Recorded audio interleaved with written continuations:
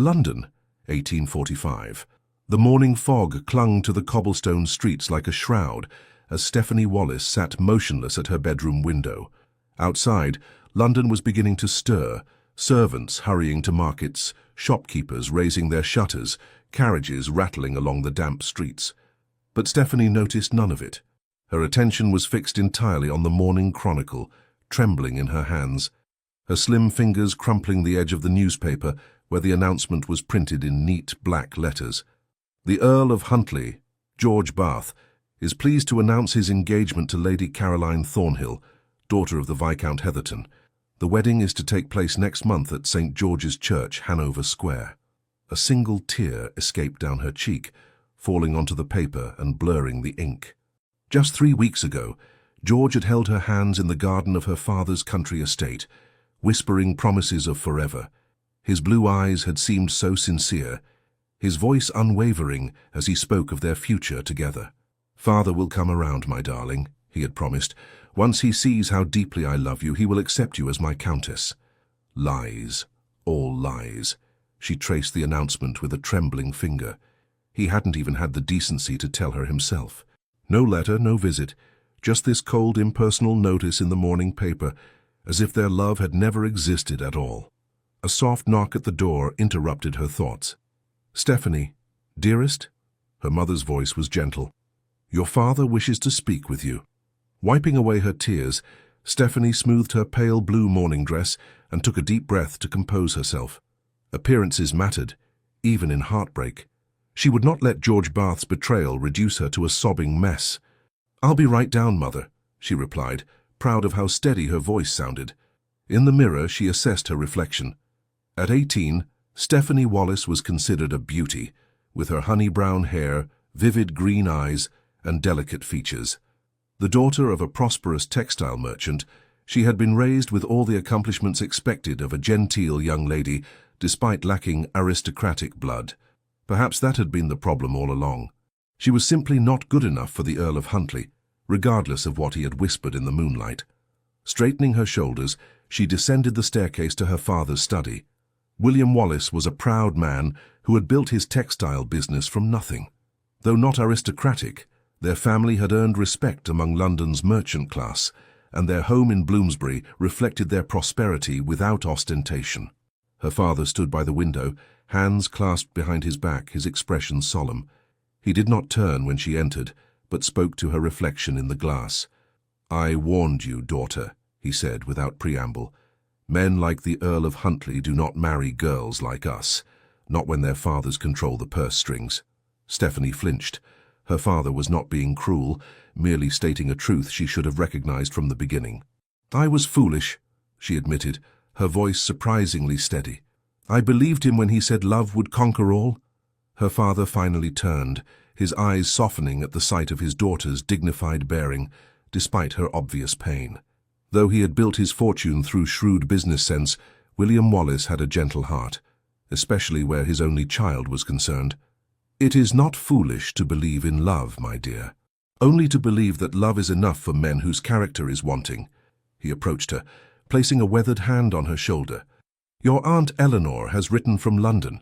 She invites you to stay with her, to have a proper season next year." Stephanie looked up, surprised. Aunt Eleanor was her mother's sister, a widow who had married well and maintained her position in society after her husband's death. Though they visited occasionally, Eleanor moved in circles far above the Wallises' usual sphere. "You would send me away?" "Not away," her father corrected. "Forward. London is full of opportunities for a young woman of intelligence and beauty. Perhaps in time you will find a man whose worth is not measured by his title alone, but by the strength of his convictions." Stephanie glanced down at the newspaper still clutched in her hand. "I shall never trust my heart to another," she whispered. Her father's eyes grew sad. "Never is a very long time, my daughter." Anne Wallis joined them then, her kind face showing traces of the beauty Stephanie had inherited. She had been listening at the door and could no longer contain her concern. "William, are you certain this is wise? Sending her to London, to that world that just broke her heart?" "It wasn't London that broke her heart," he replied quietly. "It was one man's weakness. Would you have her hide away here, letting that weakness define her future?" Anne looked at her daughter, seeing both the girl she had raised and the woman emerging through adversity. "What do you wish, Stephanie? You need not decide immediately." Stephanie looked between her parents, these good people who had given her every advantage within their power. Perhaps her father was right. Perhaps the path forward lay not in retreat, but in facing the very society that would soon be gossiping about her heartbreak. "I will go," she decided. "After Christmas. I think I should like a quiet autumn at home before facing London again." Her father nodded approvingly. "A sound decision. It will give you time to prepare and Eleanor time to arrange introductions for the spring season." 2 days later, the Bath family's elegant carriage rattled past the Wallace home, carrying George and his parents to a dinner at the neighbouring estate. Stephanie watched from her window as George's profile appeared briefly behind the glass. For a moment, their eyes met, his widening with what might have been regret, before the carriage continued on its way. That night, as her maid packed her trunks for their return to London, Stephanie took out her diary and wrote by candlelight, "Today I bury my girlish dreams and foolish heart. Tomorrow I shall begin to forge myself anew. No man shall ever again have the power to break what I have mended." Little did she know how thoroughly that vow would be tested. The months passed slowly, in a haze of quiet routine. Stephanie declined invitations to local assemblies, knowing George and his fiancée might attend. Instead, she immersed herself in books, in improving her French and Italian, in helping her father with correspondence for his business. If her parents noticed how she startled whenever the mail arrived, how she scanned each delivery for a letter of explanation that never came, they did not mention it. Christmas came and went, a subdued affair compared to previous years. In January, as promised, Stephanie travelled to London with her mother, to take up residence with Aunt Eleanor, in her fashionable home in Grosvenor Square. Eleanor Harwick, née Wallace, had married a baronet who left her comfortably wealthy upon his death. Childless and with a vast social circle, she had been delighted at the prospect of launching her pretty niece into society. "My dear girl," Eleanor exclaimed, embracing Stephanie warmly when they arrived. "How lovely you've become. We shall have to order an entirely new wardrobe. Those country styles simply won't do for the season." Stephanie summoned a polite smile. "I'm grateful for your hospitality, Aunt, but I'm not certain I wish to participate fully in the season. Perhaps a quieter introduction—" "Nonsense," Eleanor interrupted. "The best way to mend a broken heart is to remind the world, and yourself, of your worth. By the time I'm finished, every eligible bachelor in London will be at your feet, and George Bath will be merely an unfortunate footnote in your story." Despite her reservations, Stephanie found herself swept into a whirlwind of fittings, social calls, and instruction on the latest London fashions and customs. Eleanor proved a demanding but effective mentor, refining her niece's already considerable accomplishments until Stephanie could hold her own in any drawing room in England. "Remember," Eleanor told her as they prepared for Stephanie's first small dinner party in February, "you are entering society not as a merchant's daughter seeking elevation, but as my niece and protégée. You have nothing to prove and no one to impress. That confidence, more than any title or fortune, will distinguish you." As winter gave way to spring, Stephanie gradually emerged from her shell of heartbreak. She would never be the carefree, trusting girl she had been before George's betrayal, but neither would she allow his weakness to define her existence. A new Stephanie was taking shape, more guarded, perhaps, but also more discerning, more self-possessed.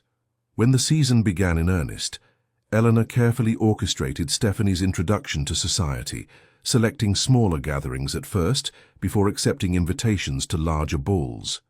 To her surprise, Stephanie found herself enjoying these events, particularly the conversations with interesting people from all walks of life. "You see," Eleanor remarked one evening as they returned from a musical soirée, "London offers so much more than heartbreak and disappointment." Stephanie smiled, genuinely this time. "You were right, Aunt. I'm grateful you insisted I come."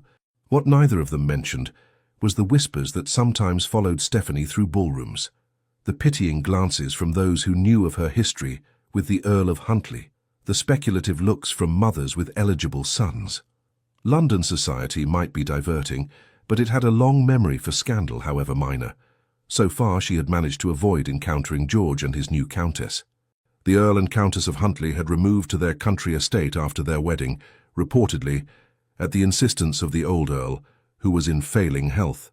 Stephanie could only be grateful for their absence, even as she steeled herself for the inevitable meeting that must someday occur.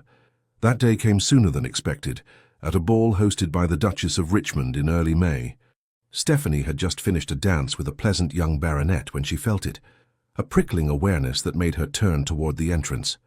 George Bath stood in the doorway, as handsome as ever in his formal attire, his golden hair gleaming under the chandeliers. Beside him was a woman Stephanie assumed must be Caroline, the new Countess of Huntly, tall, slender, with the regal bearing of one born to privilege. Stephanie froze, her practiced composure momentarily deserting her. Across the crowded ballroom, George's eyes found hers, widening in recognition and something that might have been longing. "Ah," Eleanor murmured, suddenly at her side. "I had heard they returned to town. Are you all right, my dear?" Stephanie forced herself to breathe normally. "Perfectly," she replied. "It was bound to happen eventually." "We can leave if you wish," Eleanor offered. "No." Stephanie squared her shoulders. "I will not be driven away. He has already taken enough from me." Throughout the evening, she was exquisitely aware of George's presence, though she carefully avoided any situation where they might be forced to interact. She danced every dance, laughed at every jest, and maintained such perfect composure that no one watching would have guessed the turmoil beneath her calm exterior. It was during a moment of respite, when she had stepped onto a secluded balcony for fresh air, that disaster struck. Stephanie. His voice, once so beloved, now sent a chill through her. She turned slowly to find George standing in the doorway, his expression a complex mix of emotions. "Lord Huntly," she acknowledged with a slight curtsy, proud of her steady voice. He winced at the formality. "Please, not that, not from you." "I'm not certain how else I should address my friend's husband," she replied evenly. George took a step toward her, then stopped as if uncertain of his welcome. "Caroline is not your friend." "No, she is not. A poor choice of words. The husband of a stranger, then. Is that what I am to you now? A stranger?" Stephanie looked at him directly, allowing herself to really see him for the first time since his betrayal. He was thinner than she remembered, with new lines around his eyes. "What would you have me say, George? That I think of you as the man who promised me the world, then announced his engagement to another woman in the newspaper, the man who lacked even the common courtesy to tell me to my face that his father's money meant more to him than my love?" He flinched as if struck. "It wasn't like that." "Then how was it?" she demanded, her composure finally cracking. "Explain it to me, for I have wondered these many months." George ran a hand through his hair, a gesture so familiar it made her heart ache despite everything. "Father gave me no choice," he said miserably. "He threatened to cut me off without a penny if I married you, to withdraw my commission in the Guards, to refuse me access to any of our properties. I would have been destitute with nothing to offer you but poverty and disgrace. And so instead you offered me betrayal," she replied quietly. "I was a coward," he admitted. "I should have come to you, explained the impossible position I was in. Instead, I took the easy path. I've regretted it every day since." Stephanie felt the last remnants of her girlish fantasies crumble away. The George she had loved was just that, a fantasy. This man before her, handsome and titled but morally weak, was reality. "How fortunate for you that your regret comes with a wealthy wife and your inheritance intact," she observed. George's face contorted with pain. "Do you think I'm happy? My marriage is a sham, a business arrangement. Caroline despises me and I—" "Please stop," Stephanie interrupted. "Your marital difficulties are not my concern. Whatever we once were to each other, we are nothing now." "Do you truly feel nothing?" he pressed, taking another step toward her. "Because I feel everything, Stephanie. I think of you constantly, dream of you." "Your Grace," a new voice interrupted from the doorway. "I believe your wife is looking for you." Stephanie turned to find a tall, imposing figure silhouetted against the light from the ballroom. The newcomer stepped forward, and she recognized him with a start. Thomas Bradbury, Duke of Silvermere, one of the most powerful men in England. George stiffened, clearly displeased by the interruption but unwilling to challenge a duke. "Silvermere," he acknowledged with a stiff bow. "I was just catching up with an old acquaintance." "So I observed," the Duke replied, his deep voice cool. "However, Lady Huntly appears quite distressed by your absence." George hesitated, looking between Stephanie and the Duke. Finally, with a last anguished glance at her, he bowed again and departed. Silence fell on the balcony. Stephanie turned to thank her unexpected rescuer, only to find his piercing grey eyes studying her with unsettling intensity. "Thank you for your intervention, Your Grace," she said with a curtsy. "I fear the conversation was becoming difficult." "So it seemed," he agreed. The Duke was perhaps 30, with dark hair and the kind of commanding presence that needed no title to assert itself. "Forgive my intrusion, Miss Wallis," she supplied. "Stephanie Wallis." "Ah," he nodded slightly. "Lady Eleanor's niece. I've heard much about you." Stephanie raised an eyebrow. "From my aunt. I wasn't aware you were acquainted." "Eleanor Harwick has been a friend of my family for many years," he explained. "She speaks very highly of your intelligence and character." Before Stephanie could respond, Eleanor herself appeared in the doorway, her expression relieved when she spotted them. "There you are, Stephanie. I've been looking everywhere." She smiled warmly at the Duke. "Thomas, how kind of you to keep my niece company." "It was my pleasure," he replied, his eyes still on Stephanie.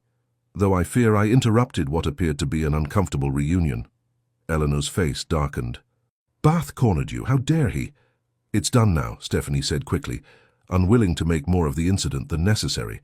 "His Grace was kind enough to provide an escape." "Then I am doubly in your debt, Thomas," Eleanor said. "First for attending my little dinner next week, and now for rescuing my niece." "I require no thanks for either," the Duke replied with unexpected warmth, "though I would consider it an honor if Miss Wallis would save me a dance at your gathering, assuming she will be present." Stephanie blinked, surprised by the request from a man who, by all accounts, rarely danced at social events. "Of course, Your Grace. I would be delighted." As they returned to the ballroom, Stephanie was acutely aware of the speculative glances that followed their little group. The Duke of Silvermere dancing with a merchant's daughter. It would set tongues wagging throughout London, but as she glanced back, she caught sight of George watching them, his expression a mixture of jealousy and despair. For the first time since reading that fateful announcement, Stephanie felt something other than pain when looking at him. She felt free. London, 1847. The ballroom of Harrington House glittered with hundreds of candles, their light reflected in gilded mirrors and the jewels of London's elite. Ladies in silk gowns of every hue swirled across the polished floor, while gentlemen in immaculate evening wear watched from the edges, calculating dowries and connections with the precision of military strategists. 2 years had passed since Stephanie Wallis had first entered London society with a broken heart and guarded hopes. At 20 years old, she had blossomed under her aunt's guidance. No longer the naive country girl, she had cultivated a reputation for wit and grace that made her welcome in drawing rooms across London. Her figure had matured into elegant curves, her honey-brown hair now styled in sophisticated coiffures that highlighted her delicate features. "Smile, my dear," whispered Aunt Eleanor, a handsome woman in her 40s whose sharp intelligence had allowed her to navigate widowhood with remarkable success. "Lord Winfield is watching you again," Stephanie obliged with a practiced curve of her lips that never quite reached her eyes. "Lord Winfield watches every unmarried woman under 30, Aunt. His interest is hardly flattering." "Perhaps not," Eleanor conceded, adjusting her lace shawl. "But you might consider that not every man has such hollow promises as your Count." "He was never my Count," Stephanie corrected automatically, smoothing a non-existent wrinkle from her emerald silk gown. "And I have no interest in becoming anyone's Countess," Eleanor sighed. 2 years is long enough to mourn what never was, Stephanie. Your heart cannot remain frozen forever." "Can it not?" Stephanie murmured, accepting a glass of champagne from a passing footman. "I find it serves me rather well. I can enjoy society without the inconvenience of attachment." "That is not living, child. That is merely existing." Stephanie was saved from replying by the sudden hush that fell over the ballroom. The majordomo's voice rang out, announcing the latest arrival with a gravity reserved for only the highest ranks. "His Grace, the Duke of Silvermere." Heads turned as Thomas Bradbury, the Duke of Silvermere, entered the room. At 30, he was at the height of his powers, tall and broad-shouldered, with dark hair and piercing grey eyes that surveyed the room with cool detachment. His face might have been carved from marble, all sharp planes and aristocratic angles, softened only by the sensual curve of his mouth. "The elusive Duke makes a rare appearance," murmured Eleanor, eyebrows raised. How fascinating. They say he hasn't attended a ball in months. He attended your dinner last spring, Stephanie reminded her. The memory of their brief encounter on the balcony 2 years ago had lingered. Though the dance he had requested never materialized, the Duke had been called away on urgent business before Eleanor's dinner party. True, but that was a small private affair. For Thomas to brave the Harrington ball with half of London in attendance suggests either extreme boredom or specific interest. Stephanie observed him dispassionately as he greeted their hosts. He looks thoroughly bored already. I imagine he'll depart before supper. Such cynicism in one so young, Eleanor chided gently. The Duke is different from most of his peers. They say he personally manages his estates and has doubled their productivity. A man of substance, not merely title. How admirable, Stephanie replied, though her tone suggested otherwise. The orchestra struck up a waltz and couples began to form on the dance floor. Stephanie accepted an invitation from a pleasant young barrister, allowing him to lead her into the dance with practiced ease. She moved through the steps automatically, her mind elsewhere, until a strange sensation, like a physical touch, made her glance toward the edge of the room. The Duke of Silvermere was watching her. Not with the casual assessment men usually directed at pretty young women, but with an intensity that made her miss a step. His grey eyes, cool and penetrating, seemed to look through her polite facade straight into the guarded chambers of her heart. Stephanie quickly averted her gaze, disturbed by her reaction. When the dance ended, she excused herself and sought refuge near one of the tall windows, fanning herself vigorously. "Miss Wallis." The deep voice startled her. She turned to find the Duke of Silvermere standing before her, impossibly tall and imposing at close range. Up close, she could see that his eyes were not simply grey, but flecked with silver, like storm clouds illuminated by lightning. "Your Grace," she curtsied, her training taking over. "I don't believe we've been formally introduced."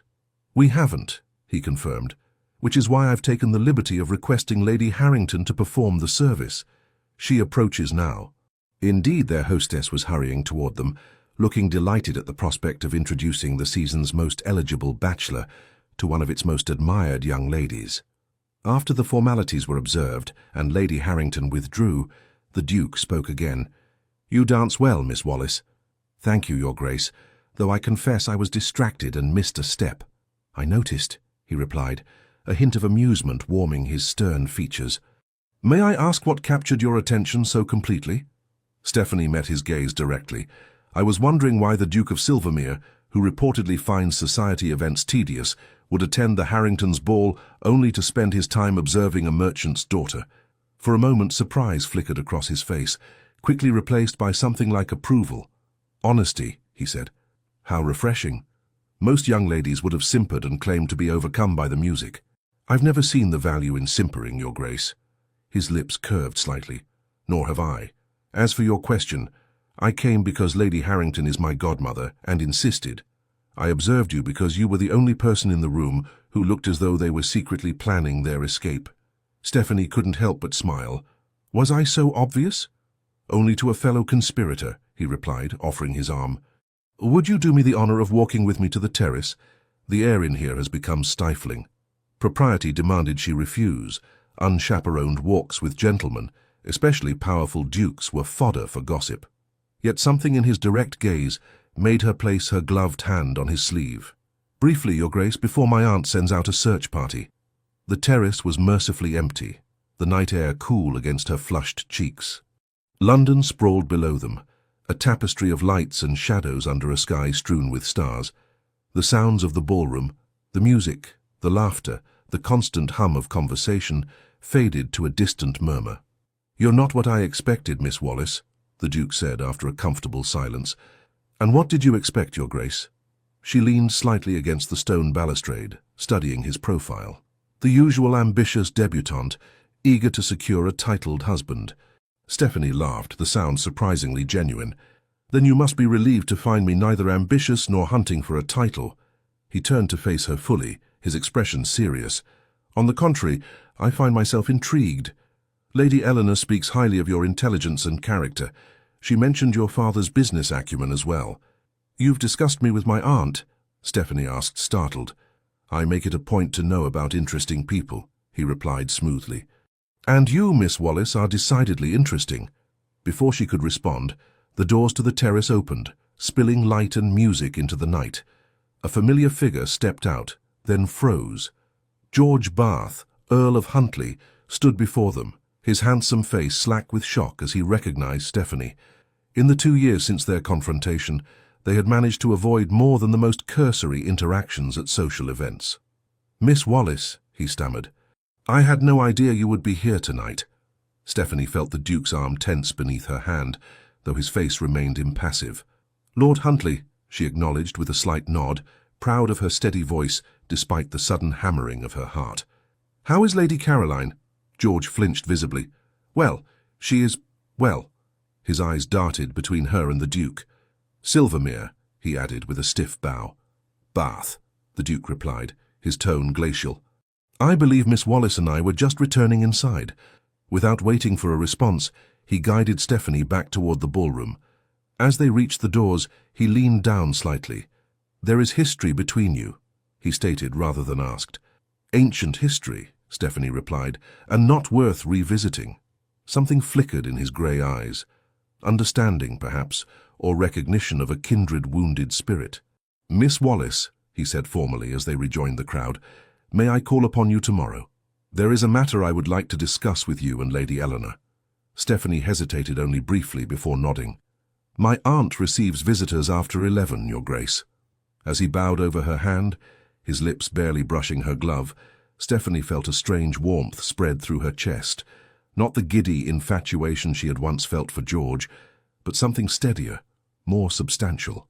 It terrified her.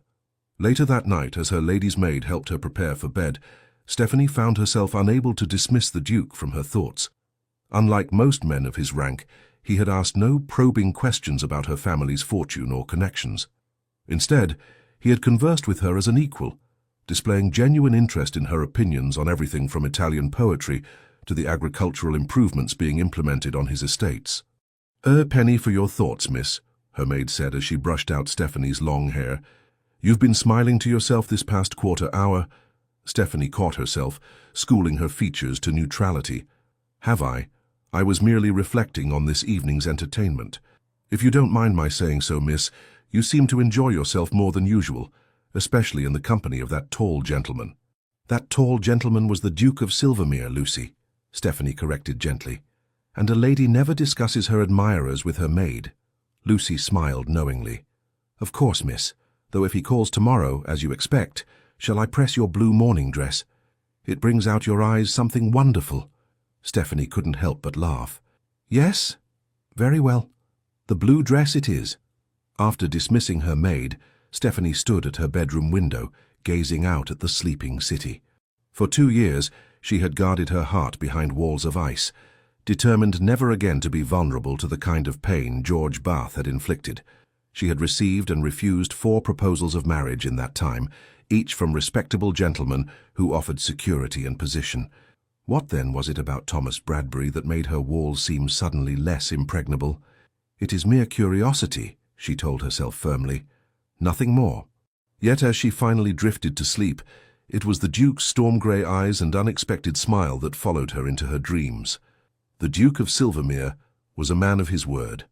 At precisely 11 o'clock the next morning, his magnificent carriage arrived at Eleanor's townhouse on Grosvenor Square.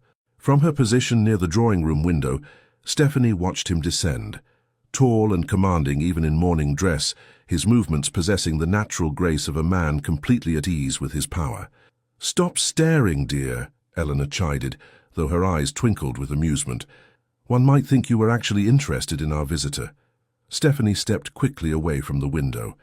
"I was merely ensuring it was indeed his grace and not some other caller.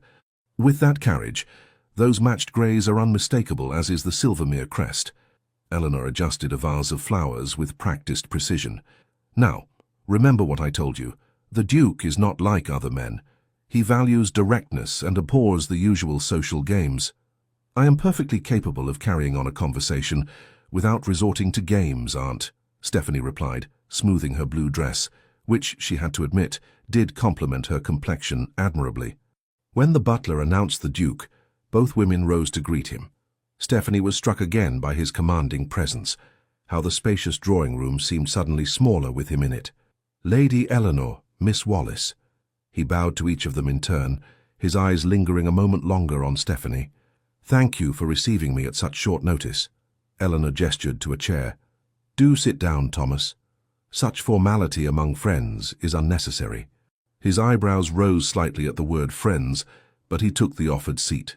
Stephanie noted that unlike many aristocrats who lounged in chairs as if they owned them, the Duke sat with the alertness of a man accustomed to attending to business rather than pleasure. I've come to invite you both to Silvermere Court, he announced without preamble. I'm hosting a small house party next week. 2 weeks in the countryside would be a pleasant change from London's heat. Eleanor looked delighted. How thoughtful. But surely your invitation list was completed ages ago. We wouldn't wish to inconvenience you. No inconvenience, he assured her, his eyes finding Stephanie's. In fact, the party was conceived only last night, with Miss Wallis specifically in mind. Stephanie nearly choked on her tea. I beg your pardon? You mentioned once enjoying horsemanship, he continued smoothly. Silvermere boasts some of the finest riding country in England. I thought you might appreciate the opportunity. When did I mention horsemanship? She asked, genuinely confused. A hint of a smile played at his lips.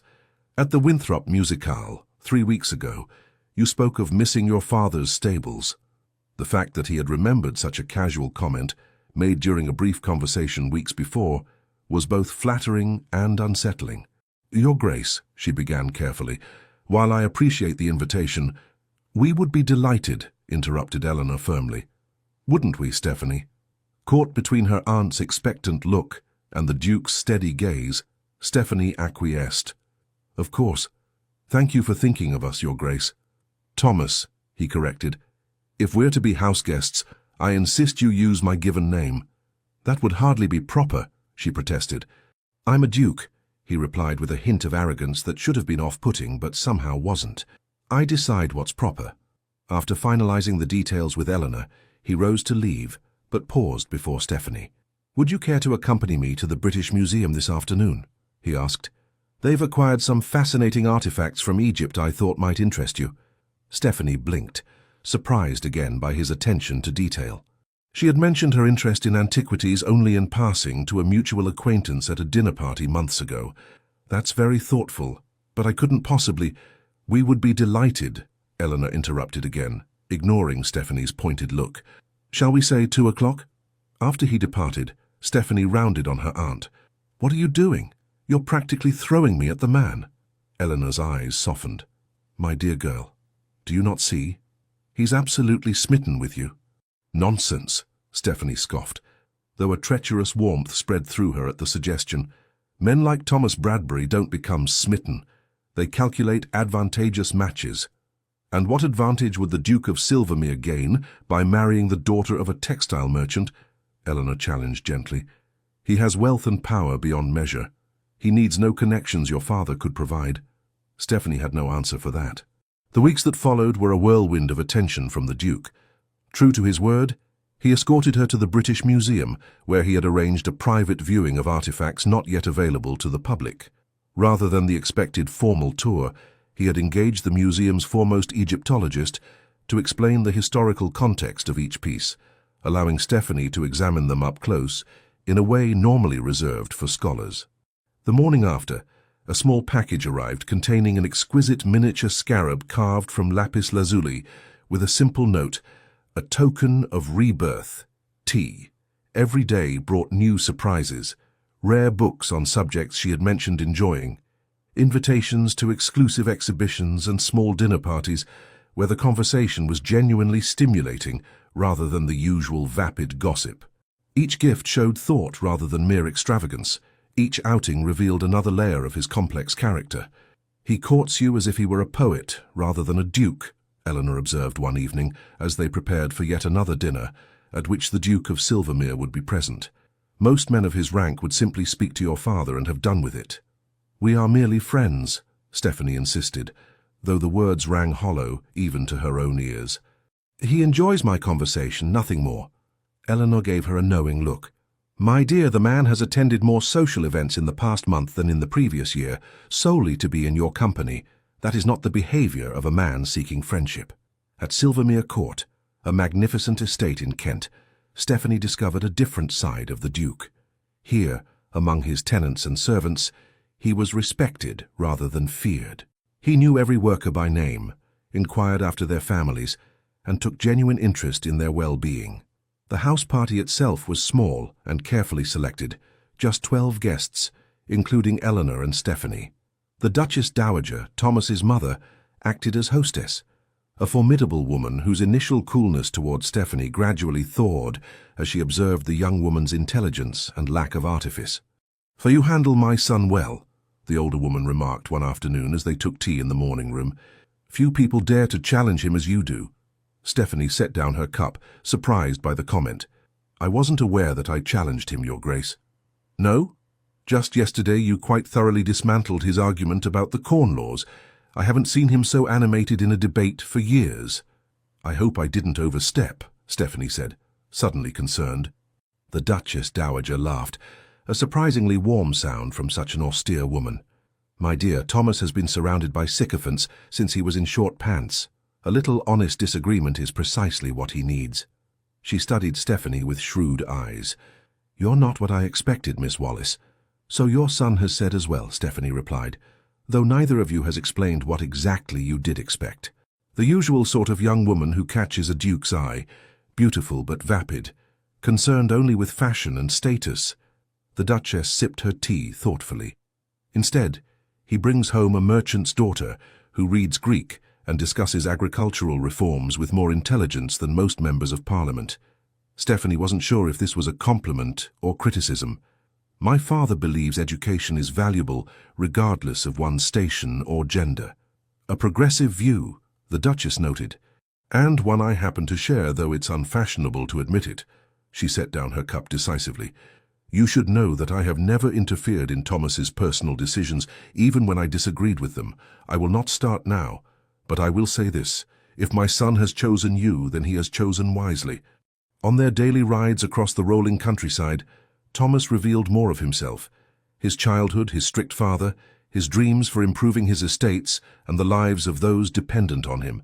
Stephanie found herself sharing her own hopes and fears in return, dropping the guarded persona she had cultivated since George's betrayal. "My title gives me responsibility, not just privilege," he told her, as they rested their horses atop a hill overlooking the vast Silvermere lands. "Each of these families depends on my good stewardship." "You care for them," Stephanie observed, watching as he gazed across his domain with genuine concern rather than proprietary pride. "I do my duty," he corrected, though his expression softened. "Just as I will do my duty to provide an heir." Stephanie's heart inexplicably clenched at the mention of his future marriage and children. She turned away, pretending to adjust her riding habit. "Your future Duchess will be fortunate indeed to share such a legacy." Thomas dismounted and approached her horse, looking up at her with an intensity that made her breath catch. "I've been looking for her for a long time," he said quietly. "Someone with intelligence, compassion, and strength. Someone who sees beyond the title to the man beneath." Before she could respond, hoofbeats approached, and a stable boy appeared with an urgent message. The moment passed, but Stephanie found herself thinking of his words late into the night. It was during the final week of their stay that disaster struck. A grand ball had been planned to close the house party, with neighbors from across the county invited. Hours before the guests were to arrive, a messenger came galloping up the drive with news that sent the household into chaos. Lord and Lady Huntley were among the expected guests, and they had already departed for Silvermere. "I had no idea they were invited," Stephanie gasped when Eleanor delivered the news. "I cannot face him, not here, not now." "Thomas would never have invited them knowingly," Eleanor assured her. "Lord Huntley's cousin is married to the local magistrate. They must have been included on his list." Stephanie paced her chamber, panic rising. "I should plead illness." A knock interrupted her, and Thomas himself entered after Eleanor's acknowledgement. In his riding clothes, with his dark hair tousled by the wind, he looked less like a duke and more like a medieval warrior. Dangerous and thrillingly unpredictable. "I've just been informed of the guest list oversight," he said without preamble, his expression grave. "Stephanie, I would never deliberately cause you distress. Say the word and I'll have it announced that the ball is postponed due to an urgent matter requiring my attention in London." Stephanie stared at him, stunned by the offer. "You would disappoint over 100 guests to spare my feelings. I would do far more than that," he replied simply. In that moment, something within her shifted. This man, who commanded one of the oldest dukedoms in England, who could silence a room with his presence alone, was offering to upend his carefully planned event, risking gossip and inconvenience, solely for her comfort. "No," she decided, straightening her shoulders. "We will not postpone. I have nothing to be ashamed of, and I will not hide." Thomas smiled, a real smile that transformed his austere features. "You continue to surprise me, Stephanie Wallis." That evening, she wore her finest gown, a creation of deep blue silk that made her eyes appear even greener. As she descended the grand staircase to join the receiving line beside Thomas and Eleanor, whispers rippled through the assembled guests. The Duke of Silvermere had placed Miss Wallis in the position typically reserved for the lady of the house.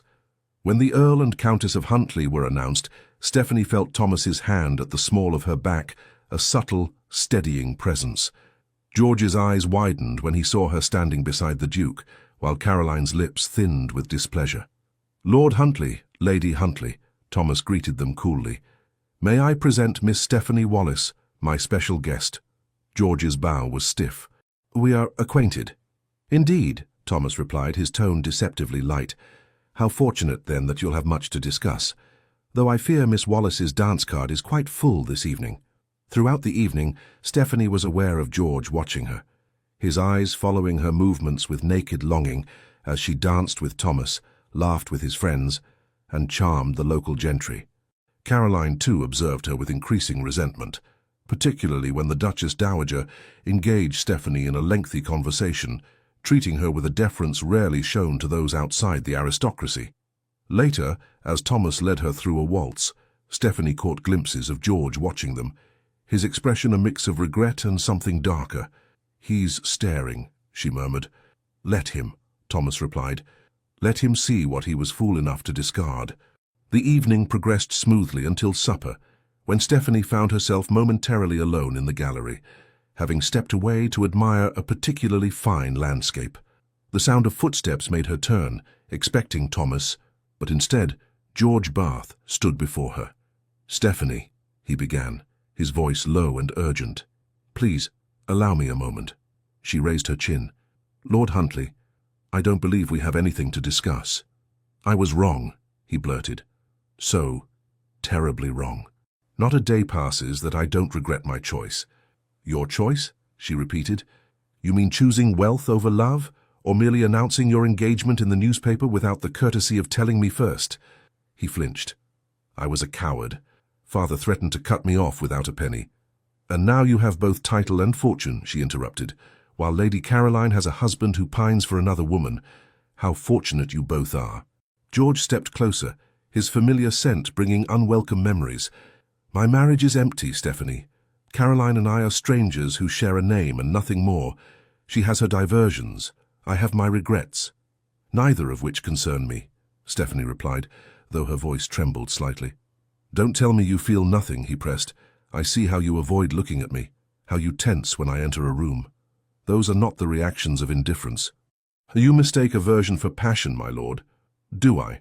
He reached for her hand.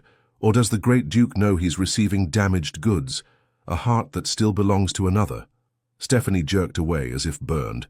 "How dare you? Is there a problem?" Thomas's voice, cold as steel, cut through the tension. He stood in the doorway, his powerful frame blocking the exit, his expression murderous. George paled, but stood his ground. "A private conversation, Silvermere, nothing more." "There is nothing private between you and Miss Wallis," Thomas replied, advancing into the room with the controlled menace of a predator. "Nor will there ever be again." "You presume much," George retorted, though he retreated a step.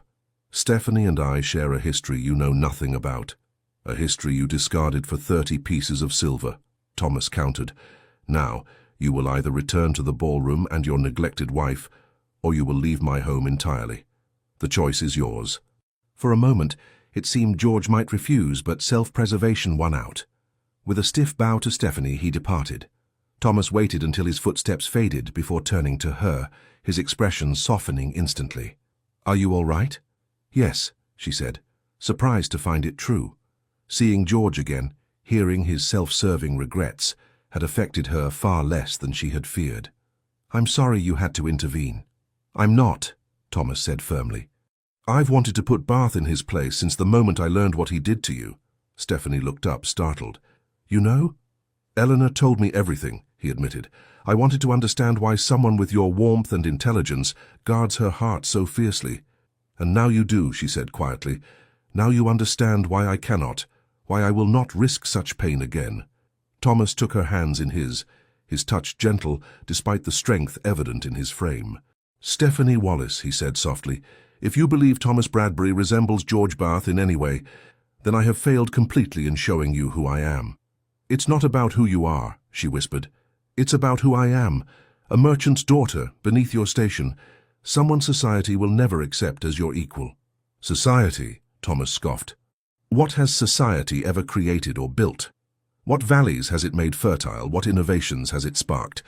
Men like your father who build and create, they are worth 10 of the idle aristocrats who fill my ballroom." He lifted her chin with gentle fingers.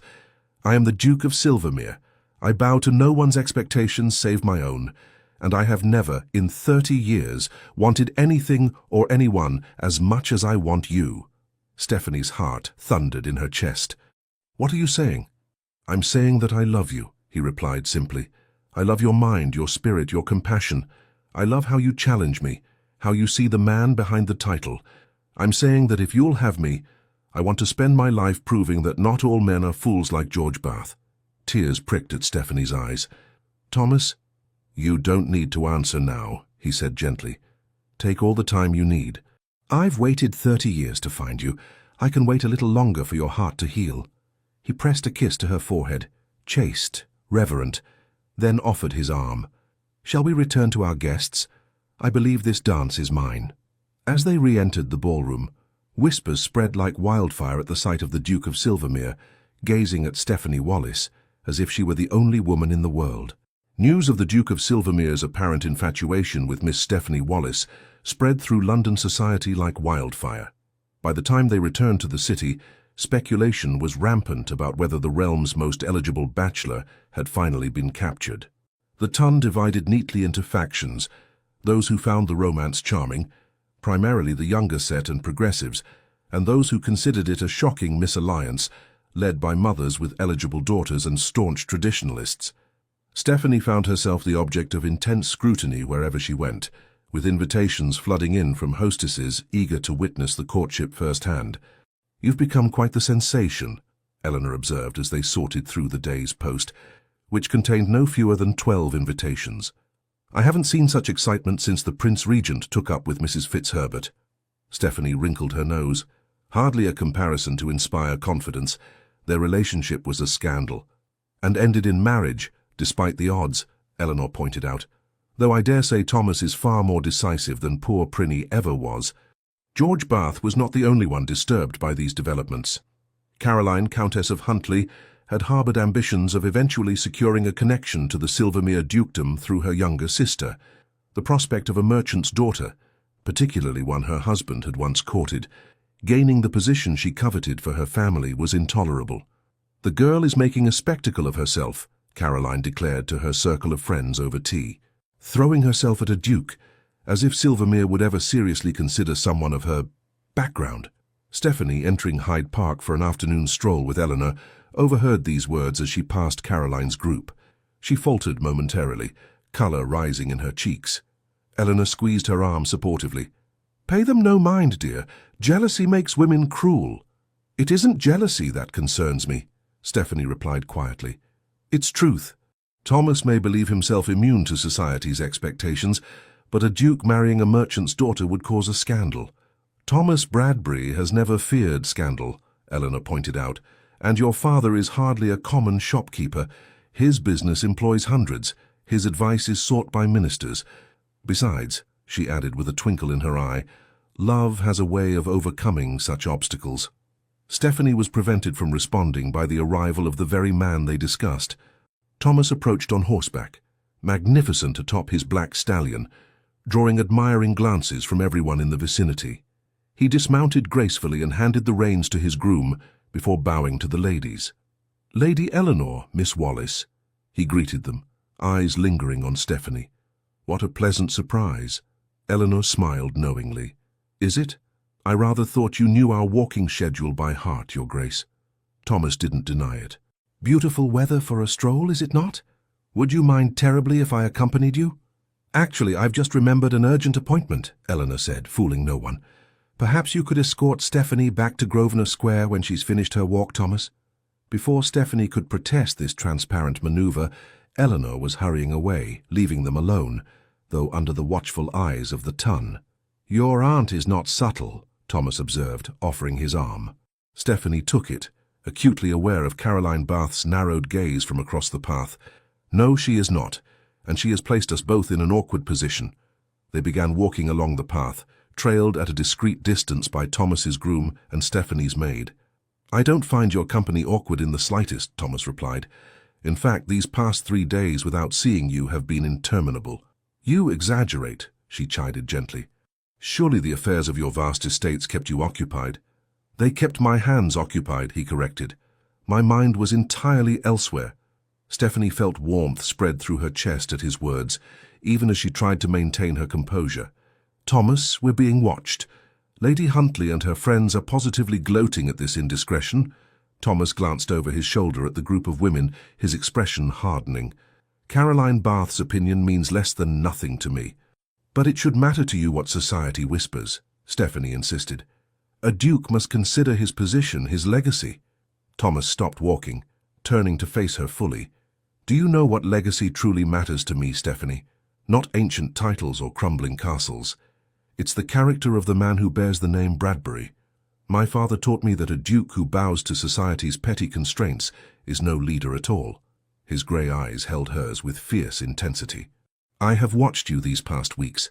I've seen your kindness to my servants, your genuine interest in my tenants' welfare. I've witnessed your sharp mind and sharper wit. Everything I've learned has only confirmed what I knew the moment I saw you. You are the woman I want by my side, the only woman worthy of being my Duchess." Stephanie's heart pounded painfully. "Thomas, please." "I know you're afraid," he said softly. "Bath hurt you deeply. But I am not him, Stephanie.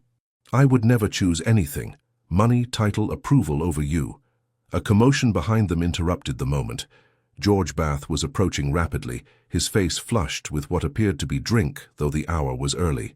Caroline rose from her bench, alarm evident in her expression. "Bradbury!" George called, loud enough to draw the attention of every passer-by. "A word, if you please." Thomas stepped slightly in front of Stephanie, his posture protective. "Lord Huntley." "I suggest you lower your voice. You're making a scene." George laughed bitterly. "A scene, rich coming from you. The entire ton speaks of nothing but your infatuation with my—" He caught himself, but not before Stephanie's face paled. "Your what, exactly?" Thomas's voice was dangerously soft. "Choose your next words with extreme care, Bath."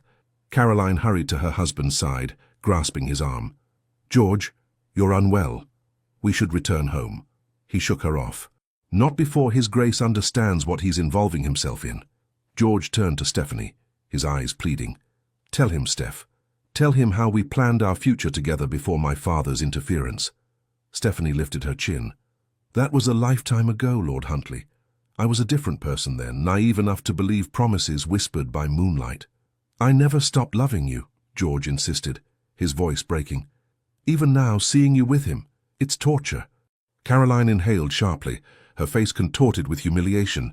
Thomas stepped forward, his control visibly slipping. "You dishonor your wife and yourself, Bath. Leave now, while you still can." "Or what?" George challenged, emboldened by drink and desperation. "Will the great Duke call me out? Over a merchant's daughter?" The words had barely left his lips when Thomas's fist connected with his jaw, sending him sprawling onto the path. Gasps erupted from the gathering crowd. "Thomas!" Stephanie cried, horrified. He stood over George, breathing hard.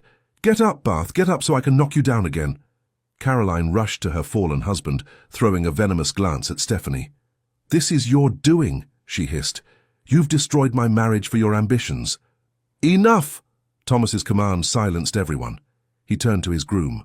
"Jenkins, please escort Lord and Lady Huntley to their carriage." He offered his arm to Stephanie. "Miss Wallace, allow me to take you home." The ride to Grosvenor Square passed in tense silence. When they arrived, Thomas helped Stephanie down from his carriage, his touch gentle, despite the anger still evident in his bearing. "I apologize for my loss of control," he said stiffly. "It was unworthy of me." "You struck an Earl in Hyde Park," Stephanie replied, her voice trembling. "Over me. Do you have any idea what people will say?" "I don't give a damn what they say," Thomas replied, his composure finally breaking. "Let them talk. Let them whisper behind their fans and speculate in their drawing rooms. None of it matters." "It matters to me," Stephanie cried. "Can't you see? This is exactly what I feared. Becoming the center of scandal, dragging your name into disrepute." Thomas took her hands in his. "Stephanie, listen to me. Society's memory is short, and its opinions fickle. Next week some other scandal will replace ours. What endures is what we build together." "And what is that exactly?" she asked, tears threatening. "A life," he answered simply. "A partnership of equals, regardless of birth. I'm asking you to be my wife, Stephanie. My Duchess, the mother of my children, the keeper of my heart." Stephanie stared at him, overwhelmed. "You're proposing? Now? After what just happened? Now? Tomorrow? Every day for the rest of our lives, if necessary?" He dropped to one knee there on her aunt's doorstep, heedless of the servants and passers-by watching in astonishment. "Stephanie Wallace, I love you with every fibre of my being. Will you do me the great honour of becoming my Duchess?" Before she could answer, the door flew open to reveal Eleanor, wide-eyed with excitement. "For goodness sake," she exclaimed, "bring His Grace inside before you accept, Stephanie. The entire street is watching." Thomas rose, a smile finally breaking through his serious demeanour. "Well? May I come in to hear your answer?" Looking at his dear, familiar face, so full of love and certainty, Stephanie felt the last of her defences crumble. "Yes," she said, her voice growing stronger. "Yes to coming inside, and yes to becoming your wife." The joy that transformed Thomas's face was worth every whisper, every scandal that might follow. The news of their engagement spread even faster than the rumours of their courtship had. Within hours, it seemed all of London knew that the Duke of Silvermere intended to wed Miss Stephanie Wallace, daughter of the textile merchant. Reactions were predictably mixed. "You'll need a special licence," Eleanor said practically, once the initial excitement had subsided. "And we must inform your parents immediately, Stephanie." "I've already written to them," Thomas said, surprising both women. "The letter should reach them by tomorrow morning. I've invited them to Silvermere Court for the wedding." Stephanie raised her eyebrows. "That's rather presumptuous, don't you think? I might have refused you." Thomas's eyes warmed with affection. "I hoped rather than presumed. But you're right, I should have waited. Would you prefer to be married in London? Or at your parents' home?" The ease with which he deferred to her preferences, despite having already made arrangements, touched Stephanie deeply. This was a man accustomed to command, yet willing to yield for her comfort. "Silvermere is perfect," she assured him, "though I fear 2 weeks is hardly enough time to prepare for a duchess's wedding." "We can wait if you wish," Thomas offered. "Though I confess the thought of a lengthy engagement holds little appeal," Eleanor laughed. 2 weeks is quite sufficient. The wedding need not be large, family and close friends only. The real challenge will be preparing Stephanie for her role as Duchess." Thomas shook his head. "Stephanie needs no preparation. She already possesses every quality essential for the position." "Sweet of you to say," Eleanor replied, "but there are practical matters to consider. The responsibilities of managing multiple estates, the social obligations, the protocols of rank, all of which can be learned," Thomas interrupted gently. "What cannot be taught is character, and Stephanie has that in abundance." The days that followed were a whirlwind of activity. Letters arrived from Stephanie's parents expressing their delight and promising to arrive at Silvermere the following week. The Duchess Dowager sent a gracious note welcoming Stephanie to the family. Thomas appeared each day with a new token of his affection. Not flashy jewels, as might be expected, but thoughtful gifts that revealed how well he knew her heart. Not everyone was pleased by their impending union. Caroline Bath made her displeasure known through thinly veiled barbs at social gatherings. Several of Thomas's relatives expressed concern about the match, though none dared oppose him directly. And George, in his cups at his club, was overheard making bitter remarks about merchants' daughters with ducal aspirations. "Ignore them," Thomas advised when Stephanie mentioned these reactions. They matter not at all. They were dining at Eleanor's house, chaperoned but afforded some privacy by her discreet withdrawal to the far end of the room. "They're your family and peers," Stephanie pointed out. "Of course they matter." Thomas reached across the table to take her hand. "The only opinion that matters to me is yours. Do you love me, Stephanie?" "You know I do," she replied softly. "Then the rest is noise." His thumb traced circles on her palm, sending shivers up her arm. "Though I do wonder sometimes if you love me for myself or for my title." Stephanie snatched her hand away, stung. "That's not amusing." "Forgive me," he said, contrite. "A poor attempt at humor. I know your heart is sincere, just as mine is devoted entirely to you." As the wedding approached, Stephanie found herself increasingly anxious, not about marrying Thomas, but about the responsibilities that awaited her as Duchess of Silvermere. One afternoon, while reviewing guest lists with Eleanor, she finally voiced her fears. "What if I'm not equal to it? What if I embarrass him or fail at some crucial duty?" Eleanor set down her pen. "My dear, do you think Thomas hasn't considered this? He's the most meticulous man I know. If he didn't believe you capable, he wouldn't have asked you. But managing an estate like Silvermere is a skill like any other," Eleanor finished for her, "and one you'll master quickly, knowing your intelligence. Besides, duchesses aren't made overnight. You'll have time to grow into the role. And if the ton never accepts me, if they always see me as an upstart, a merchant's daughter who reached above her station." Eleanor's expression softened. "Some will, it's true. There will always be those who resent you, for your beauty, for capturing Thomas, for ascending to a position they believe should have gone to one of their daughters. But the only opinion that truly matters is Thomas's. Do you love him enough to weather those storms together?" Stephanie considered the question seriously. "I do," she said finally. "I love him enough to face anything, even the scorn of society." "Then you'll make a splendid duchess," Eleanor declared. "Now about these invitations." 3 days before they were to depart for Silvermere, disaster struck from an unexpected quarter. Stephanie was reading in Eleanor's drawing room when the butler announced Lady Caroline Bath. "Show her in," Stephanie said, setting aside her book and rising to greet her unexpected visitor. Caroline swept into the room, impeccably dressed as always, her beautiful face set in haughty lines. "Miss Wallis," she acknowledged with the barest nod. "Lady Huntley," Stephanie returned coolly, "this is an unexpected pleasure." "Let us dispense with pleasantries," Caroline replied. "I've come on a matter of some delicacy." Stephanie gestured to a chair. "Please, be seated." Caroline remained standing. "I prefer to stand. What I have to say won't take long." She drew a deep breath. "You must break your engagement to the Duke of Silvermere." Stephanie blinked, certain she had misheard. "I beg your pardon?" "Break your engagement," Caroline repeated. "End this farce before it goes any further." "And why would I do that?" Stephanie asked, amazed at the woman's audacity. Caroline's perfect composure slipped slightly. "Because George is destroying himself over you. Because our marriage is in shambles. Because he drinks himself into oblivion every night, murmuring your name in his sleep." Stephanie stared at her, genuinely shocked. "Lady Huntley, I am truly sorry for your marital difficulties, but they have nothing to do with me. They have everything to do with you." Caroline's voice rose. "He never loved me.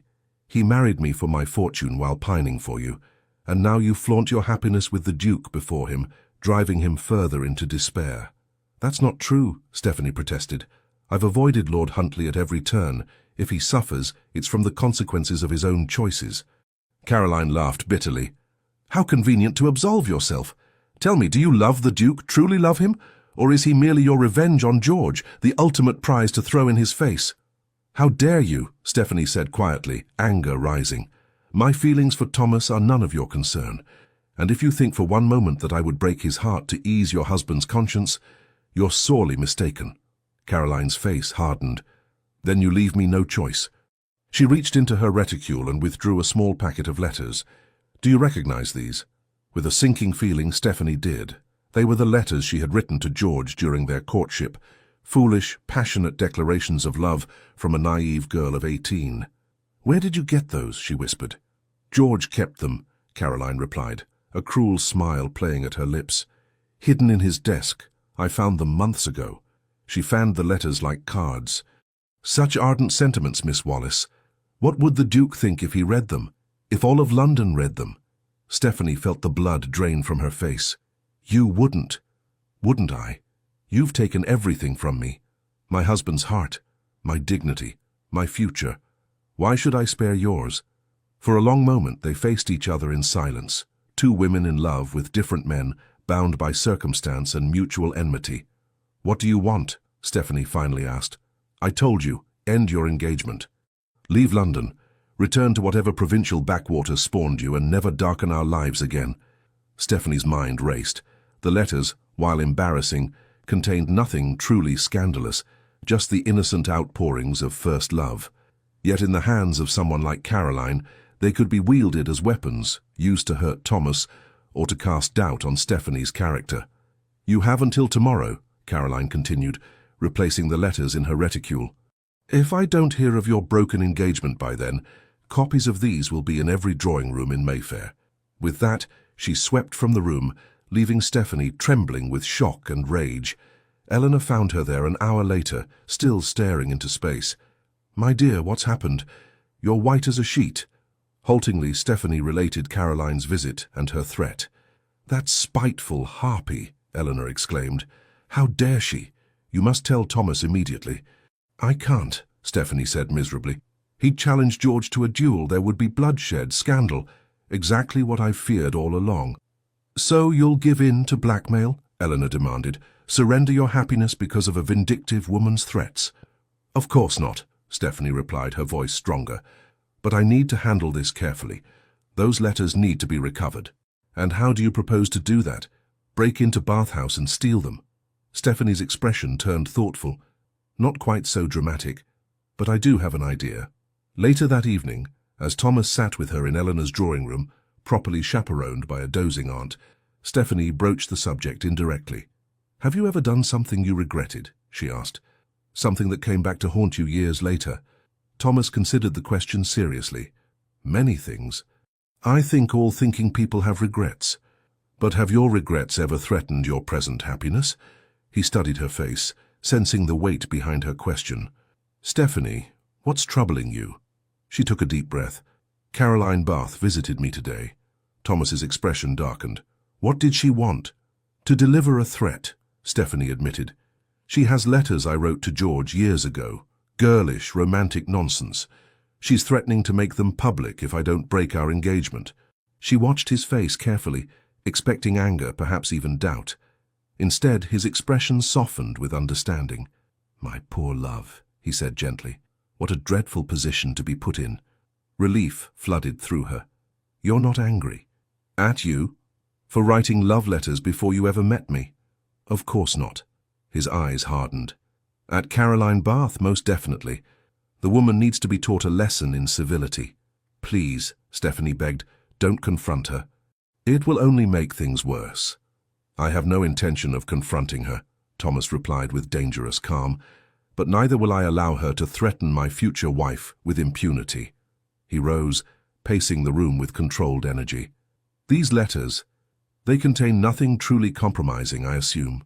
Nothing worse than romantic declarations and poetry," Stephanie confirmed. "But they're private.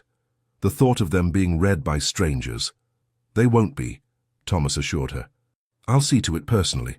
"Thomas, whatever you're planning, trust me," he interrupted gently. "By this time tomorrow, the letters will be in your possession, and Lady Huntley will be thoroughly chastened. Now tell me more about these wedding preparations. I believe you were considering blue roses for your bouquet." The abrupt change of subject startled her, but Stephanie recognized Thomas's tone. The matter was settled in his mind. Further discussion would be fruitless. The next morning, a package arrived for Stephanie. Inside were her letters to George, along with a note in Thomas's bold hand. "My dearest Stephanie, these now belong to you, as does my heart. Burn them or keep them as you wish. Lady Huntley will trouble you no more. All my love, T." Stephanie stared at the package in amazement. How did he manage this? Eleanor, reading over her shoulder, chuckled. "I suspect our Thomas can be quite persuasive when necessary. The real question is, what did he say to Caroline Bath to make her surrender her only leverage?" They didn't have long to wonder. That afternoon, word spread through London society that Lord and Lady Huntley had departed abruptly for their estate in Cornwall, with no explanation given for their sudden removal from town. When Thomas called that evening, Stephanie immediately demanded answers. What did you do? Half of London is speculating about the Bath's mysterious departure. Thomas looked entirely too pleased with himself. I merely had a conversation with Bath at his club. About what exactly? About certain investments his father-in-law made on my recommendation. About the mortgage on their London house, which is held by a bank in which I have a controlling interest. About how unfortunate it would be if Lady Huntley's vindictive behavior were to have financial consequences. Stephanie's eyes widened. You threatened their livelihood? I outlined potential outcomes, Thomas corrected. Bath is not a complete fool. He understood that his wife's actions could cost them dearly. I imagine he persuaded her to return your letters and remove to the country until the scandal blows over. Thomas, Stephanie said slowly, that's rather ruthless. He took her hands in his. When it comes to protecting you, I make no apologies for ruthlessness. Caroline Bath attempted to destroy your happiness out of spite and jealousy. She deserved far worse than a temporary exile to Cornwall. Stephanie should have been appalled at this display of ducal power. Instead, she felt strangely protected, not because Thomas had wealth and influence, but because he had wielded them so decisively in her defense. Thank you, she said softly, though I hope you won't make a habit of threatening financial ruin to anyone who crosses me. Thomas smiled, his stern features softening. Only in the most extreme circumstances, I promise. He kissed her hands. Now, shall we discuss happier matters? Your father's letter arrived today. They'll be at Silvermere by Tuesday. With the threat from Caroline neutralized and the Baths safely distant, the final preparations for the wedding proceeded smoothly. Stephanie's parents arrived at Silvermere Court with appropriate wonder at the magnificence of the estate, but even greater pride in their daughter's composure. You look like you belong here, her father observed, as they walked through the grand picture gallery. Not intimidated in the least. I've had time to adjust, Stephanie replied, and Thomas has been remarkably patient in introducing me to my future home. William Wallace studied his daughter's face. You love him, he said simply. Not his title or his wealth, but the man himself. I do, Stephanie confirmed, more than I thought possible after what happened before. Good, her father nodded approvingly. That's all I need to know. The Duchess Dowager, initially reserved with the Wallaces, gradually warmed to their unpretentious intelligence and obvious devotion to their daughter. By the eve of the wedding, she was engaged in animated conversation with Anne Wallace about the best methods for preserving fruit, all difference in rank apparently forgotten. You see, Thomas murmured to Stephanie as they observed their families mingling comfortably. This is what matters, not the gossip of strangers, but the bonds between those we love. Stephanie leaned against him slightly, savoring these last moments before she became his wife. I was so afraid they wouldn't belong here. They belong because you belong, he replied simply, and you belong because I can't imagine Silvermere without you. 3 weeks later, as autumn painted the countryside in golds and crimsons, the Duke of Silvermere married Miss Stephanie Wallace in a private ceremony at Silvermere Court. Only family and closest friends were invited, though William Wallace insisted on paying for a lavish wedding breakfast, despite Thomas's protestations that it was unnecessary. My daughter is marrying a duke, the proud merchant declared. Allow me this one indulgence. The couple exchanged vows beneath the ancient oak that had witnessed 20 generations of Bradburys, Thomas's voice steady and sure as he promised to cherish Stephanie for all his days. She, in turn, pledged her heart to him without reservation. The ice that had encased it for so long finally and completely thawed. Among the small gathering, George and Caroline Bath were conspicuously absent. Rumors had circulated that they had departed for their country estate, their marriage in tatters following the Hyde Park incident. As Thomas kissed his bride to seal their vows, cheers erupted from the assembled guests. Eleanor dabbed at her eyes, while William Wallace stood tall, his initial reservations about aristocracy thoroughly revised by the character of his new son-in-law.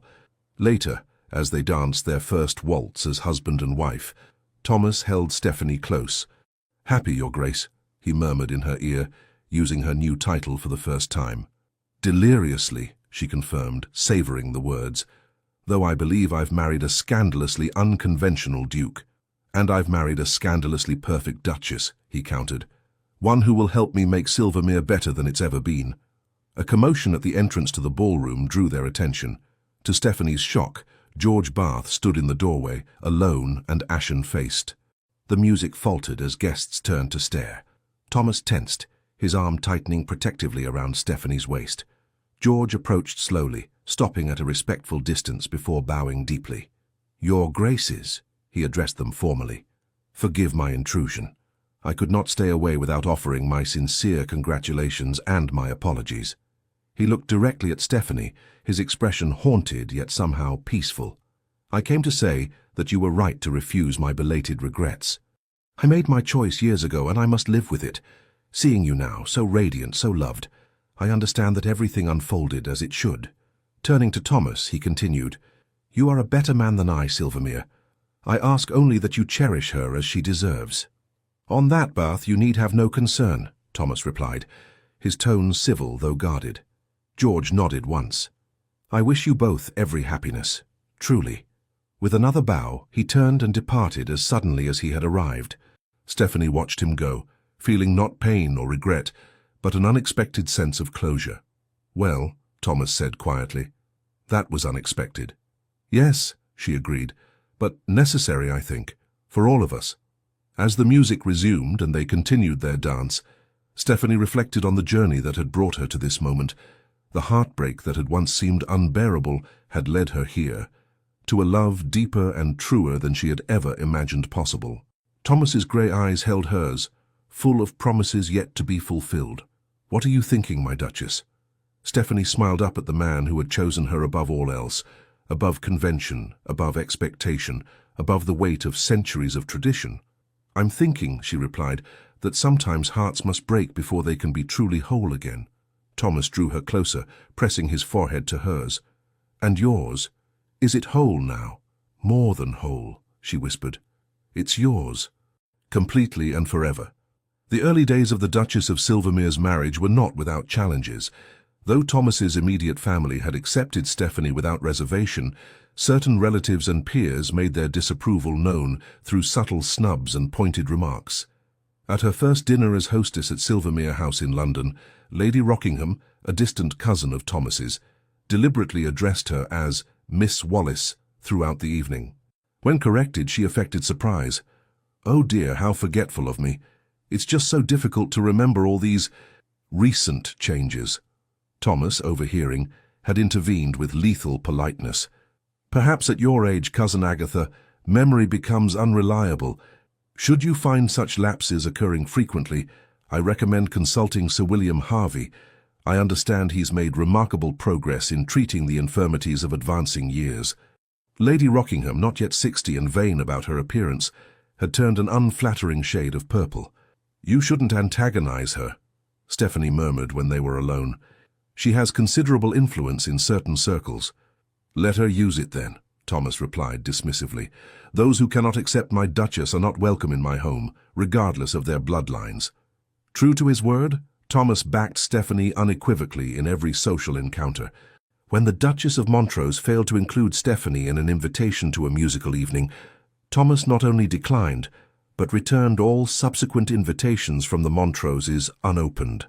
When Lord Essex made a thinly veiled reference to tradesmen's daughters at a dinner, Thomas challenged him to clarify his meaning with such cold fury that the older man stammered an apology and departed early. "You cannot fight every battle for me," Stephanie told him after that incident. "Some of this I must weather on my own." "Must you?" Thomas asked, genuinely curious. "Why?" "Because I need to establish myself as the Duchess of Silvermere, not merely as your protected wife," she explained. "Those who respect only your power will never truly accept me." Thomas considered this, then nodded slowly. "You're right, of course. But know that while I may not intervene, I am always watching, and I never forget a slight to those I love." Stephanie soon discovered that she had natural allies beyond her husband. The younger members of society, less bound by traditional prejudices, found her refreshing. Several influential dowagers, bored with the usual social climbers, declared her a breath of fresh air. And Thomas's mother, the Duchess Dowager, proved an unexpected champion. At a particularly grand ball hosted by the Countess of Harewood, an old friend of the Duchess Dowager's, Stephanie overheard a group of matrons discussing her in barely hushed tones. "Merchant's daughter or not, she has Thomas Bradbury wrapped around her finger," one commented. "I've never seen him so besotted." "It won't last," another predicted. "These misalliances never do. Once the novelty wears off, he'll regret marrying beneath him." "I wonder if she trapped him somehow," a third speculated. "There was that scandalous business in Hyde Park with the Earl of Huntly." "Ladies," the Duchess Dowager's voice cut through their gossip like a blade, "I find it curious that you speak with such authority on matters you know nothing about." The women turned, mortified to find Thomas's mother standing behind them. "Your Grace," the first woman stammered. "We were just demonstrating precisely why new blood is so desperately needed in our circles," the Duchess Dowager interrupted. "My daughter-in-law may come from trade, but she possesses something far more valuable than ancient lineage: character. Perhaps if your daughters had shown similar qualities, one of them might have captured my son's interest." With that devastating observation, she swept away, leaving the matrons speechless. When she related the incident to Stephanie later, the younger woman was touched almost to tears. "You needn't have defended me," she said. "I'm growing accustomed to such talk." "Nonsense," the Duchess Dowager replied briskly. "One should never grow accustomed to ill-breeding. Besides," she added with a rare smile, "I've waited 30 years to see my son genuinely happy.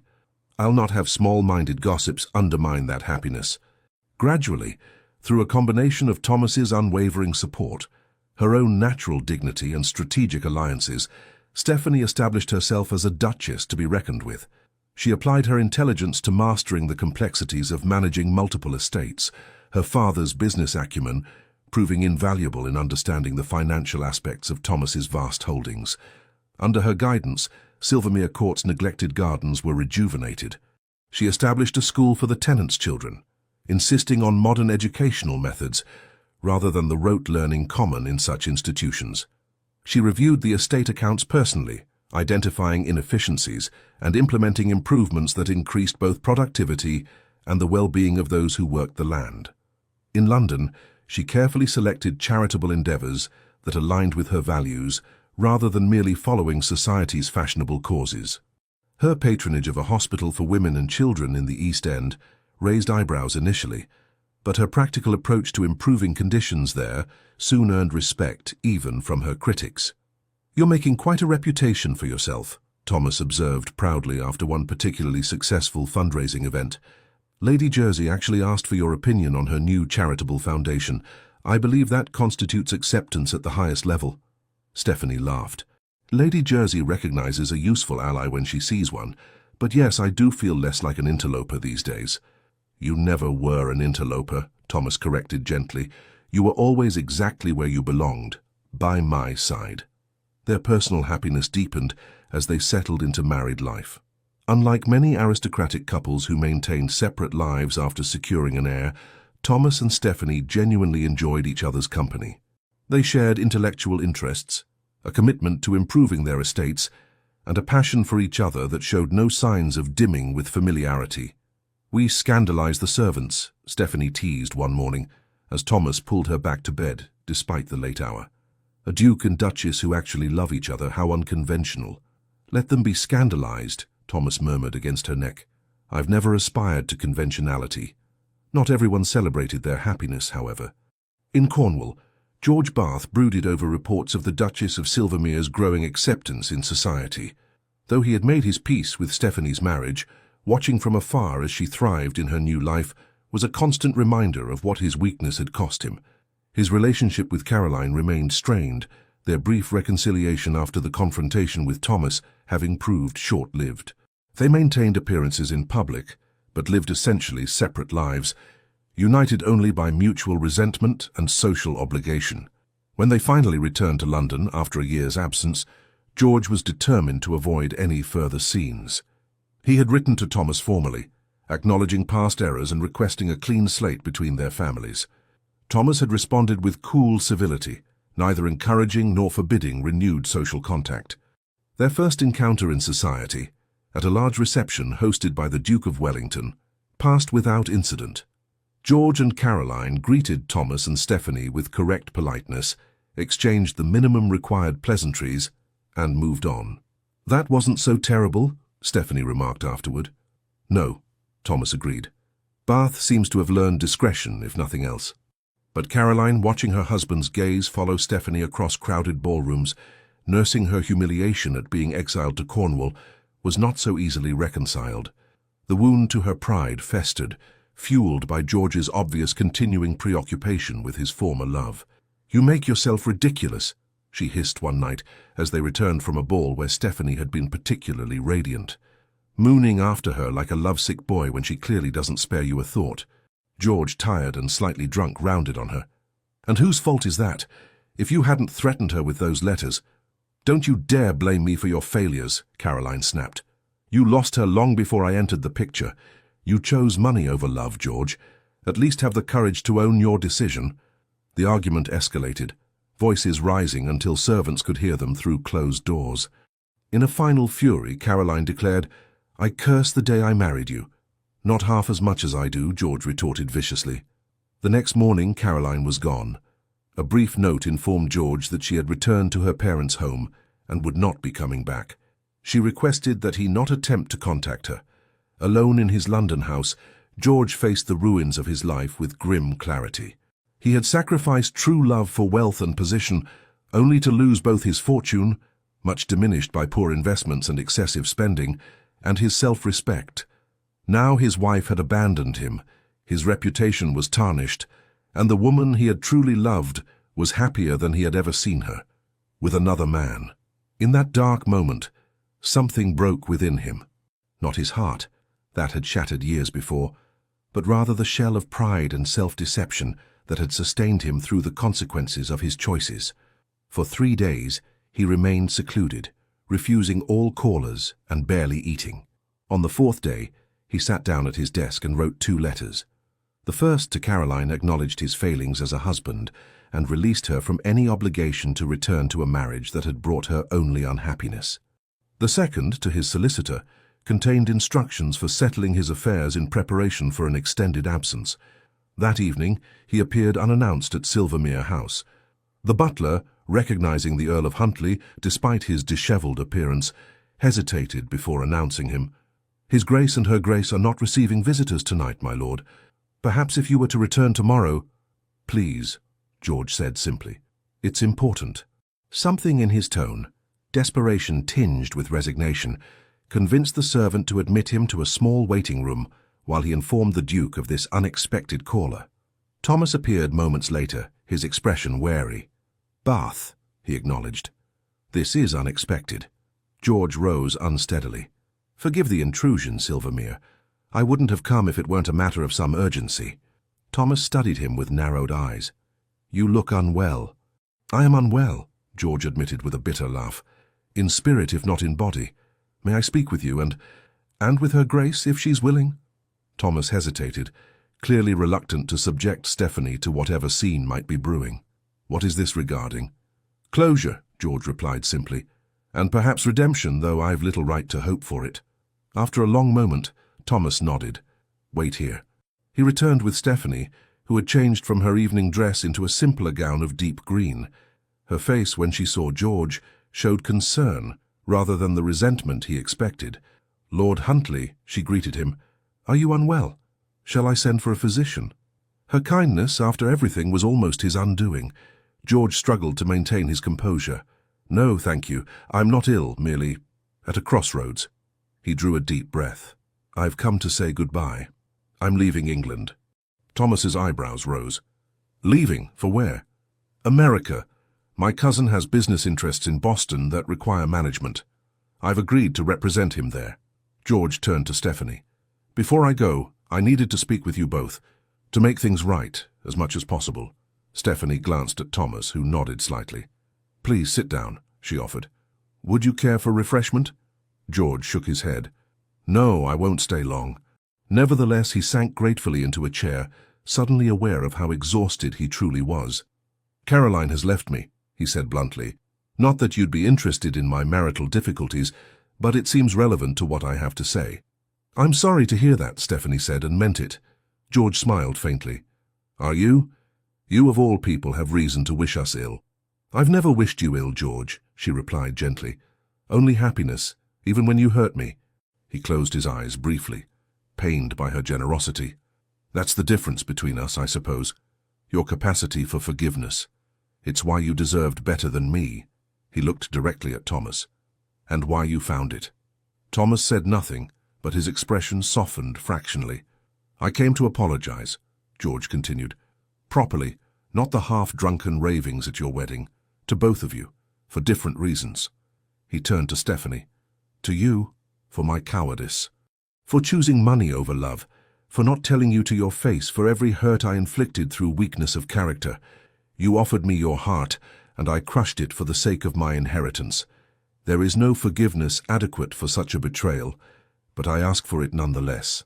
Then to Thomas. "And to you for my behavior since your engagement, for creating scenes, for speaking disrespectfully of your wife, for being less than a gentleman in every way. You were right to defend her as you did. I would have done the same had I possessed your courage." The room fell silent. George waited, expecting recrimination, or at best cold acceptance of his apology. He was unprepared for Stephanie's next words. "I forgive you, George," she said softly. "I forgave you long ago, though I didn't realize it until this moment." Thomas looked at his wife with tender pride before turning back to George. "As does the Duke of Silvermere forgive the Earl of Huntly," he said formally. "The past is behind us. May you find peace in your new endeavors." George stared at them both, overwhelmed by a generosity of spirit he had not anticipated and knew he did not deserve. "Thank you," he managed finally. "Your forgiveness means more than you can know." He rose to leave, then hesitated. "May I ask one thing more? A presumption, I know, but—" "Ask," Thomas said simply. "In America, I intend to start anew, to build something useful with my life rather than wasting it as I have done. When I return, if I return, might I hope to find not friendship perhaps, but at least the possibility of civil acquaintance between us?" Thomas glanced at Stephanie, who nodded almost imperceptibly. "You will always be welcome at Silvermere," Thomas said gravely. "Not for the man you were, but for the man you are striving to become." George bowed deeply. "I am in your debt." "Both of you." He turned to go, then paused at the door. "Be happy together," he said softly, "as I believe you already are." After he had gone, Stephanie leaned against Thomas's shoulder. "Do you think he'll find peace?" Thomas wrapped an arm around her waist. "Perhaps. He seems genuinely remorseful, and America is a land of second chances, they say." "I'm glad we could offer forgiveness," she mused. "It feels like the closing of a chapter." "Indeed." Thomas kissed the top of her head. "Though I confess I'm far more interested in the chapters we've yet to write together." Stephanie smiled up at him. "As am I, Your Grace. As am I." In the years that followed, the Duke and Duchess of Silvermere became one of the most admired couples in England. Their partnership, initially viewed as scandalous, gradually came to be seen as a model of modern marriage, based on mutual respect, shared purpose, and genuine affection rather than mere dynastic considerations. Thomas's estates flourished under their joint management. The schools Stephanie established for tenants' children became a template copied by progressive landowners across the country. Their London home was known for salons that brought together not just aristocrats but also artists, scientists, and innovators of every background. When their first child was born, a son they named William after Stephanie's father, the celebration at Silvermere Court included not only the highest nobility, but also workers from Thomas's estates and employees of William Wallace's textile business. It was, as one observer noted, a gathering that would have been unimaginable a generation ago, peers and commoners united in celebration of a child who represents the best of both worlds. As for George Bath, he remained in America for 5 years. When he finally returned to England, it was as a changed man, leaner, more weathered, but with a clarity of purpose that had been lacking in his youth. He had built a successful shipping business in Boston and reconciled with Caroline, who had eventually joined him there after their initial separation. True to his word, Thomas received them at Silvermere when they came to pay their respects. The meeting between the two couples was initially awkward, but gradually eased into something approaching comfortable acquaintance. Not friendship. Too much had passed between them for that, but a civil relationship built on mutual respect and shared history. "He seems genuinely happy," Stephanie observed after the Baths had departed. "As does Caroline, surprisingly." "America agreed with them, it seems," Thomas replied. "Perhaps they needed to escape the constraints of English society to find their way back to each other. Much as we defied those same constraints to find our way to each other," Stephanie pointed out with a smile. Thomas pulled her close, his grey eyes warm with the love that had only deepened over the years. "The best decisions often require courage, my Duchess. Fortunately, you've never lacked for that." Stephanie rested her head against his chest, listening to the steady beat of his heart. "Nor have you, my Duke. Nor have you." In the end, the story of the merchant's daughter who became a duchess was not merely a romantic tale of crossed social boundaries. It was a testament to the power of true character over artificial distinctions, of genuine love over societal expectations. The Duke of Silvermere had indeed chosen Stephanie over everything, over tradition, over convenience, over the prejudices of his class. And in doing so, he had gained not just a wife but a partner, not just a duchess but a soulmate. And Stephanie, who had once vowed never again to trust her heart to any man, had found in Thomas Bradbury the courage to love completely and without reservation. The walls she had built around her heart after George's betrayal had not merely been breached, they had been transformed into the foundations of something far stronger, a love that would endure long after both of them were gone, remembered in family stories, in the improvements they had made to their lands and the lives of those who depended on them, and in the changing attitudes of a society gradually learning that true nobility lay in character rather than bloodline. As Thomas had promised on that long-ago day in Hyde Park, their love had indeed outlasted scandal, outlived gossip, and outshone every difficulty placed in its path. The Count had broken her heart for money, the Duke had chosen her over everything, and in the end both had found exactly what they deserved. The end. Dear listener, when darkness settles and the house grows quiet, stories like Thomas and Stephanie's remind us of a simple truth. No clock determines when our best moments arrive. You've lived enough to know false promises. You've seen enough to spot authentic gold among life's trinkets. That wisdom? It's your crown. Tonight, rest knowing this. Sometimes what seems like the end is merely clearing space for what you actually deserve. Stephanie's heart didn't just heal. It found something better than what it originally sought. Your setbacks aren't final chapters. They're plot twists. Your age isn't a limitation, it's accumulated power. Your heart isn't fragile, it's battle-tested. Tomorrow carry one thought. In a world racing forward, you possess something rare. Perspective. Use it boldly. Someone needs your earned wisdom. Someone needs your unfiltered truth. Someone needs the courage you demonstrate simply by continuing your story. Sleep well. Dream deeply. Rise knowing you're not just surviving time, you're collecting its treasures. With genuine admiration, the Legends of the Fall team. Thank you so much for staying with us until the end. If this story brought you comfort, emotion, or a quiet smile, we invite you, from the bottom of our hearts, to support our channel by liking, commenting, sharing, and subscribing. Your support means the world to us and keeps us inspired to create more stories filled with love, redemption, and powerful turning points. And don't go just yet. At the end of this video, another heartfelt story from our channel will appear. Click and be surprised by yet another emotional journey. Thank you for being here. The Legends of the Fall team.